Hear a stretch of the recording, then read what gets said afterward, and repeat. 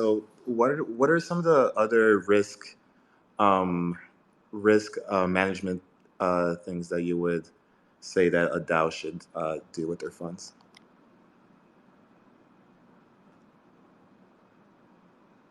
Yeah, so again, like none of this is investment advice, but um, in terms of risk management, I think often there are a couple of things to consider here. So, number one, smart contract risk.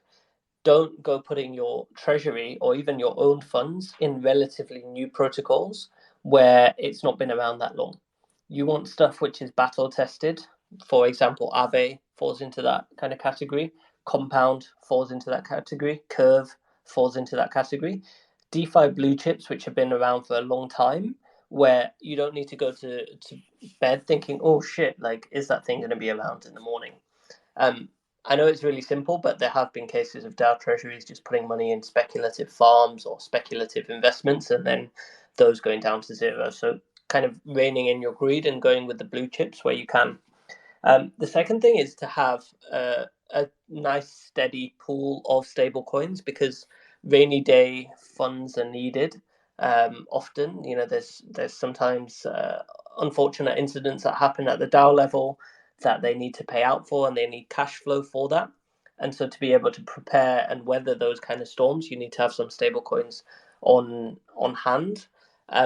And then in terms of risk management, that's some kind of tooling that we can really help with because if you give us your portfolio, we can run all sorts of analysis on there where your price exposure is across a portfolio, how much beta you have to the market. Beta meaning if ETH was to go down 10%, how much on average would your portfolio likely go up or down?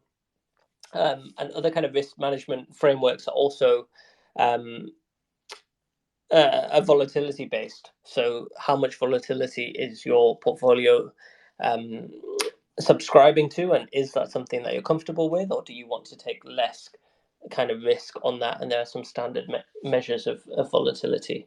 Other risk management tools, I mean, you can just look and do wallet analysis using things like Nansen.